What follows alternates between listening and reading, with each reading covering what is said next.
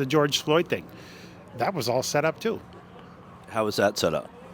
That police officer didn't have his knee on the neck. This has to be one of, if not the most disgusting comments we've heard from one of these Trump supporter interviews. Did you see the video? No, I didn't see the video. Just like I think January 6th is rigged too. Talk about January 6th in terms of what did you think it was? Tomorrow's the anniversary, 3 years. What do you think was rigged about it? Let's get things straight. This clown thinks that George Floyd's gruesome murder by Officer Derek Chauvin, who was convicted and is currently serving his prison sentence, was somehow a conspiracy to make Trump and the Republicans look bad. People who think like this are precisely why we put so much emphasis on fighting the media demons who are paid to spread these dangerous lies. Something happens, you're not exactly sure what the outline is, you don't know all the facts, nobody does, and all of a sudden they hang a story on it that helps them politically, and they ram it down your throat day after day after day. They used to be called propaganda. Now it's so ubiquitous, I don't know what to call it. Remember how they claimed that George Floyd was choked to death, even though an autopsy showed he was not choked to death and he had a fatal level of fentanyl in his system and 0 signs of suffocation? That's what it said. We're not making that up. What, medical reports don't matter anymore? That's true. I mean, this was a horrible event that could have been stopped if somebody listened, but they were involved in an unbending procedure that didn't allow them. And true to what you guys were saying, we don't know what happened before. Was he resisting arrest? Is there going to be more tape that we're going to see? I think the most important person in the failure of the Democratic Party is George Floyd. I think that once he was murdered, the country went crazy with defund the police and everything else. So Since, why did President Eisenhower have a portrait of Robert E. Lee in the Oval Office? And why in human biology are there only 2 sexes?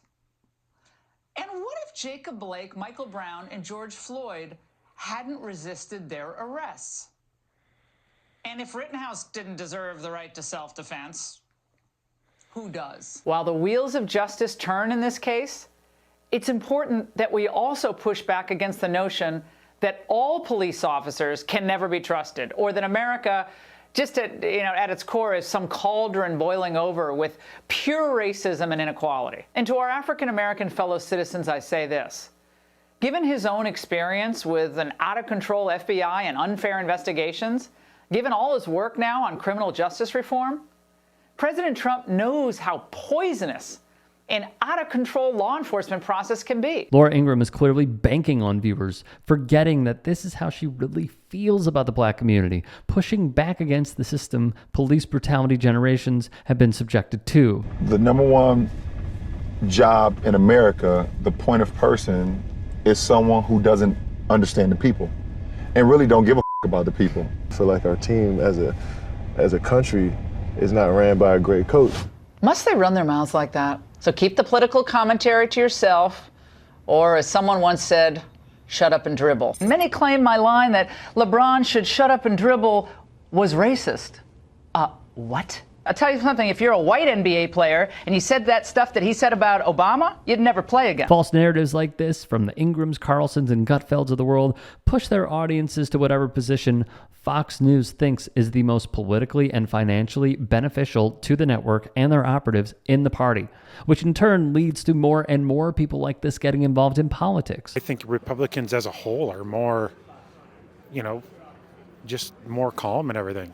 It's like the riots in the streets when Trump was president. I mean, the riots were all Democratic cities. I mean, and if you look at they haven't released the videos on January 6th. They did a little bit, and you watch them, and the guys just walking through. The police are helping them. It just don't look like a true, It didn't look like the riots when Trump was president, when they were burning cities. They're two different events, but 2 different people.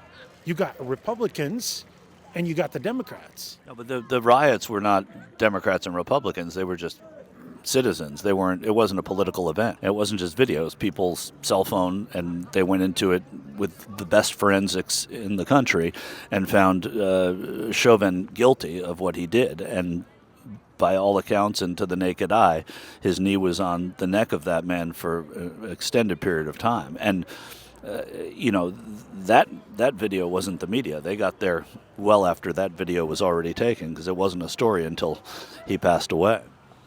So in that case, so there's lots of videos, but how come we're not seeing inside the White House on January 6th videos? Well, there's no video. People can't just go inside the White House. There's people that go inside the White House all the time. Right, but you can't, like, if I wanted to take a camera into the White House, I couldn't just take a camera into the White House. Yeah, but there's surveillance videos all over. What was the White House? What was the White House in terms of... January 6th, where they had... At the Capitol. Yeah, at the Capitol. Right? There was video at the Capitol, plenty of it.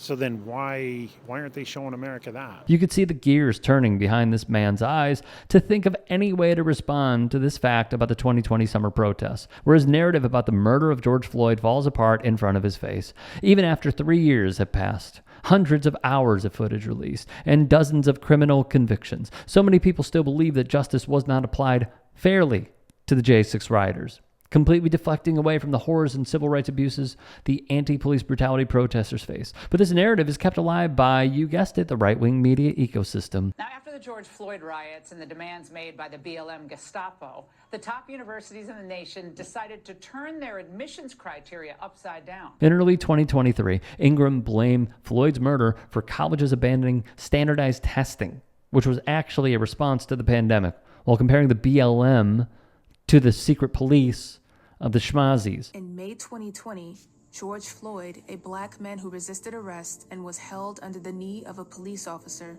died while in custody.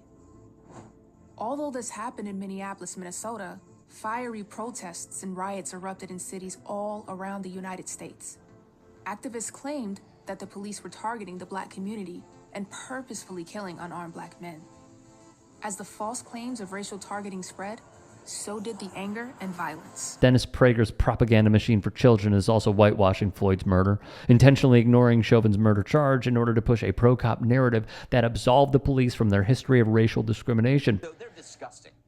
If anybody says this is like George Floyd, no, it's because of George Floyd.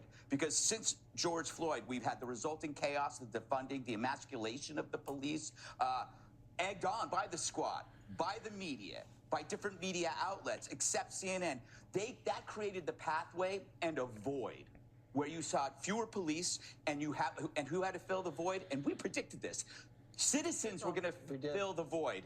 We were going to talk. We didn't use the V word because everybody hated that word. But what was going to happen was there was going to be a moment where somebody has to make a choice. So about those bystanders. Greg Gutfeld whining about how the police have been emasculated in recent years is exactly the type of hard-hitting analysis that we expect out of Fox News, and sadly is exactly the type of commentary their audience latches onto and spreads into the world.